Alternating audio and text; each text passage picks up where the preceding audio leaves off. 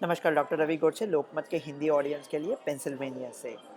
इलाय lily की monoclonal antibody की बड़ी खराब समाचार अगर आप तक पहुंच गई है तो उसको खारिज करने के लिए वीडियो बना रहा हूं। अगर वो समाचार आप तक पहुंच ही नहीं है तो ये वीडियो देखने की ज़रूरत नहीं है। वो कहते हैं ना, अगर आप द्रोणाचार्य जी हो और आपने अश्वत्थामा गिर गया ये अफवाह सुनी ही नहीं है, तो फिर मैं क्यों नरोवा कुंजरोवा झूठ बोल के अपना पुण्य कम कर दूँ। तो इलाय लिली की ये न्यूज़ क्या है? इलाय लिली मोनोक्लोनल एंटीबॉडी है। हमने कई बार इसके ऊपर बहस किया है। जो पेशेंट कोविड से बरामद होते हैं उनके ब्लड में एंटीबॉडीज़ होते हैं, वो निकाल के शायद दे सकते हैं, उसको प्लाज्मा बोलते हैं। प्लाज्मा जितना हम लोग सोच रहे थे उतना चला नहीं, इसलिए वो प्लाज्मा क्लीन करके उसमें से स्पेसिफिक एंटीबॉडीज़ निकाल के मोनोक्लोनल एंटीबॉडीज़ पे काम हो रहा है। दो बड़ी कंपनियां रेजनरॉम, जिनका एंटीबॉडीज प्रेसिडेंट ट्रम्प को मिला था, और इलाय लिली जिसका एंटीबॉडीज गवर्नर क्रिस क्रिस्टी को मिला था, वो न्यू जर्सी के गवर्नर रह चुके थे। उसमें से पिट्सबर्ग से एक AB8 करके स्पेसिफिक मोनोक्लोनल आ रहा है, जो तो इंट्रावीनस भी देने की ज़रूरत नहीं, वो सबक्यूटेनियस इंजेक्शन दे सकते हैं। वो सबसे अच्छा रहेगा, वो 2-3 महीने बाद आएगा। तो अब ये इलाय लिली का जो एंटीबॉडी के ऊपर काम चल रहा था, उसकी दो बुरे समाचार आए थे। पहला बुरा समाचार आया था 12 अक्टूबर को, जब उन्होंने ये ऐलान किया था कि हॉस्पिटलाइज पेशेंट है जो कोविड के, जिनको ज़्यादा लक्षण है, वो बहुत बीमार है, उनको ये एंटीबॉडीज़ देने से ना तो वो ठीक हो रहे, ऐसा लग रहा है उनको कोई दुष्परिणाम दिख रहे हैं, इसलिए उन्होंने स्थगिति दी थी, स्थगित किया था वो फ्यूचर एनरोलमेंट को। कल न्यूज़ आई है कि ये अभी टेस्टिंग पूरी तरह से बंद कर दिया और इलाय लिली के एंटीबॉडी फेल हो गए, ऐसी न्यूज़ है। ये बहुत डरावनी है, बहुत बुरी है, लेकिन बहुत गलत है और बहुत मायावी है, बहुत डिसेप्टिव है। क्योंकि इलाय लिली ने 4 जगह पे अप्लाई किया था। 4 जगह पे मतलब 4 स्पेसिफिक टारगेट्स फॉर कोरोना। अभी देखो, हमने पहले बात की थी कि कोरोना वो आपके गांव में घुसा हुआ चोर है। आप उसको मार गिराने की कोशिश करते हैं। अगर चोरों की संख्या बढ़ने लगी तो पुलिस बढ़ जाते हैं, आर्मी आ जाती है, और कोरोना का बहुत सारा जो डैमेज है वो फ्रेंडली फायर के वजह से होता है, साइटोकाइन स्टॉर्म से वजह से होता है, इम्यूनिटी के साइड इफ़ेक्ट से होता है। आपके जो पुलिस है वही आपके गांव के आवाम को पीटने लगते हैं।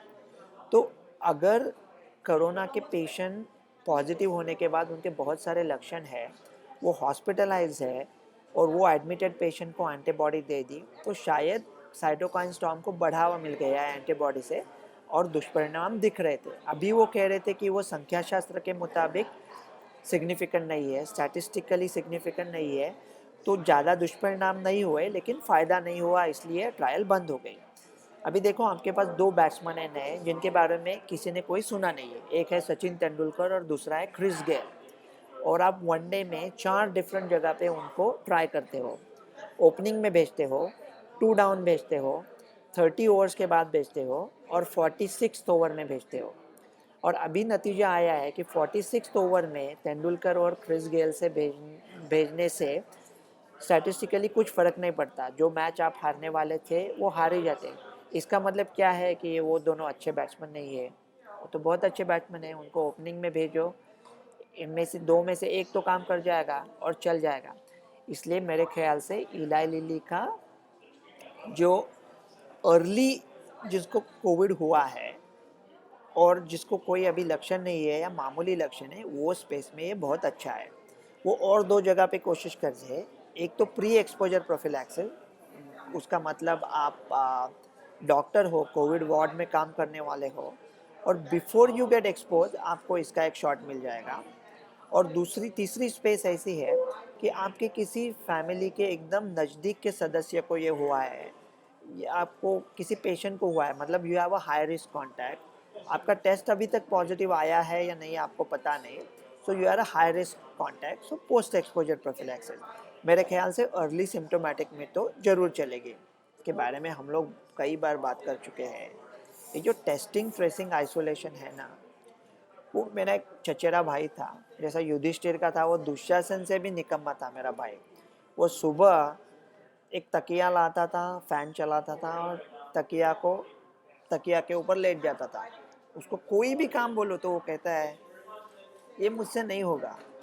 और जिस विश्वासपूर्ण तरीके से वो कहता था, वो मुझसे नहीं होता, वो उसका विश्वास बहुत सही जगह पे था, वो निकम्मा था, उसे कुछ नहीं होता था।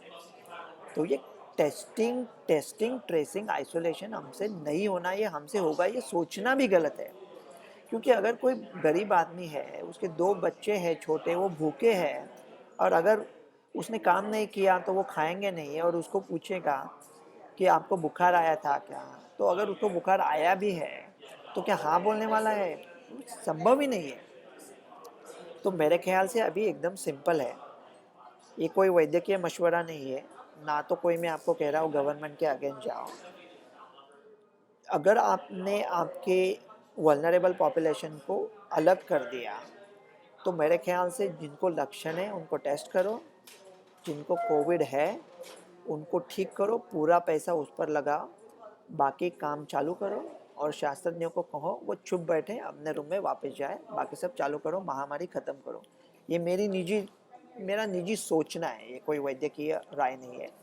और ये कोरोना को ख़त्म करने के लिए इलाई लिली मेरे ख्याल से बहुत अच्छी चलेगी। उन्होंने 452 पेशेंट्स में स्टडी किया था ये स्पेस में, उसमें 72% रिडक्शन आया था मॉर्टेलिटी में। 12 अक्टूबर से उनका इमरजेंसी ऑथराइजेशन पेंडिंग है, बोथ इलाई लिली और रेजेनरॉन का। अगर अमेरिकी सरकार हिचकिचा रही है तो शायद भारत सरकार दे सकती है। लॉकडाउन के भी तो कुछ काफ़ी घाटा होता है ना उससे, शायद इससे हो जाए। तो देखो हम कितने शेर भी क्यों ना हो, हम बैठे बैठे तो कोई होने वाला नहीं है, कोई हरण चल के हमारे मुख में नहीं आने वाला है। वो कहते हैं ना, उद्यमे नैव सिद्ध्यन्ति कार्याणि न मनोरथ है, नहीं सुप्तस्य सिंहस्य प्रविशन्ति मुखे मृगः। डॉक्टर रवि गोडसे, लोकमत के हिंदी ऑडियंस के लिए, पेंसिल्वेनिया से। धन्यवाद। और सब्सक्राइब कीजिएगा ज़रूर, आपके दोस्तों को और फैमिली के परिवार के सदस्यों को भी यहाँ लेके आइएगा। धन्यवाद।